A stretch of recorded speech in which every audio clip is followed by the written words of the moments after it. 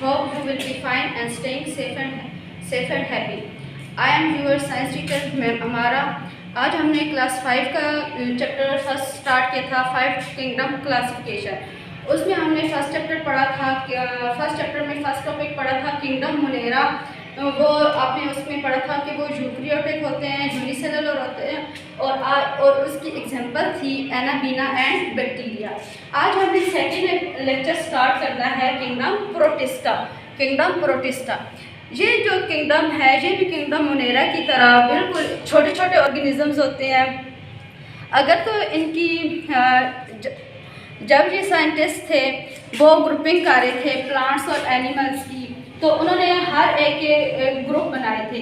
तो kingdom protista इसमें कुछ ऑर्गेनिज्म ऐसे थे वो किसी भी ग्रुप में सही नहीं आ रहे थे, उनकी कैरेक्टरिस्टिक्स सही नहीं आ रही थी। तो उन्होंने जो ऑर्गेनिजम्स थे ना वो प्लांट्स में सही आ रहे थे, ना एनिमल्स में, ना एल्गी में, ना फंजाई में। तो उन्होंने वो सारे ऑर्गेनिजम्स को किंगडम प्रोटिस्टा में डाल दिया।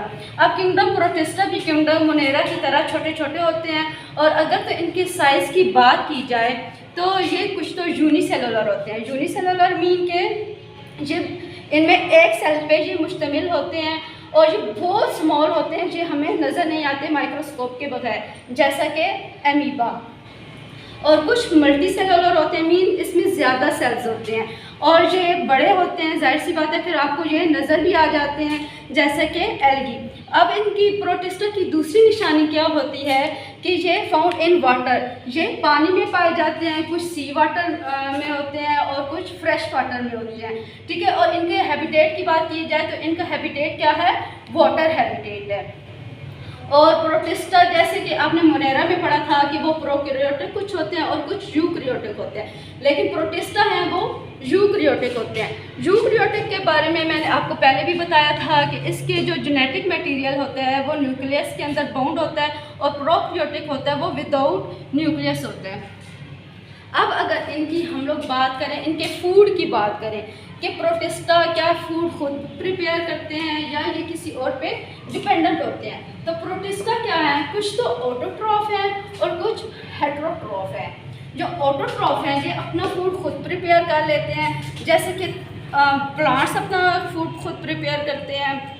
एग्जाम्पल है एमीबा, मीन से आल प्लांट्स की तरह ये होते हैं। और ये हेटेरोट्रॉफ हैं, ये अपना फूड खुद प्रिपेयर नहीं कर सकते, जिस तरह एनिमल्स हैं वो अपना फूड खुद प्रिपेयर नहीं कर सकते। अब हम बात करें जिस तरह और दूसरी सारी चीज़ों की वैरायटी है, इसी तरह इनकी जो रिप्रोडक्शन है इसमें भी दो टाइप्स होती हैं।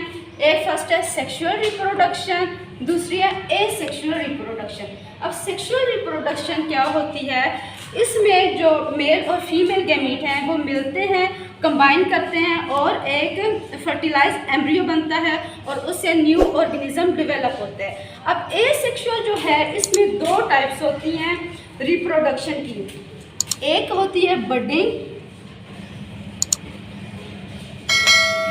और दूसरी होती है बाइनरी फिशन।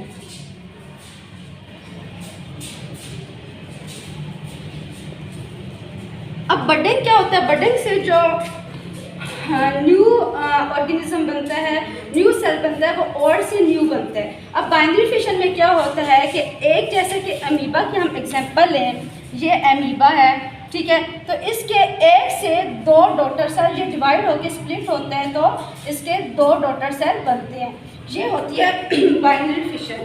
तो आज हमने इस टॉपिक में आज हमने किंगडम प्रोटिस्टा में क्या सीखा है, इनके साइज़ के बारे में पढ़ा है कि ये मल्टी सेलुलर होते हैं, इनके हमने हैबिटेट के बारे में पढ़ा है, इनके ये किस टाइप के होते हैं, यूकैरियोटिक होते हैं, प्रोकैरियोटिक, और इनका मोड ऑफ न्यूट्रिशन पढ़ा है, इनकी रिप्रोडक्शन की टाइप्स पढ़ी हैं। और अगर आप लोग एक ड्रॉप फ्रेश वाटर का ले लें तो उसमें बहुत सारे प्रोटोजोआ होते हैं, प्रोटोजोआ वो ही होते हैं, ये प्रोटिस्टा का ग्रुप होता है। तो उसमें आपको एमीबा नज़र आएगा, एल्गी नज़र आएगा, मीन के पैरामीशियम। एक छोटे से ड्रॉप को अगर माइक्रोस्कोप में देखें तो आपको बहुत ज़्यादा प्रोटोजोआ नज़र आएंगे। Thank you.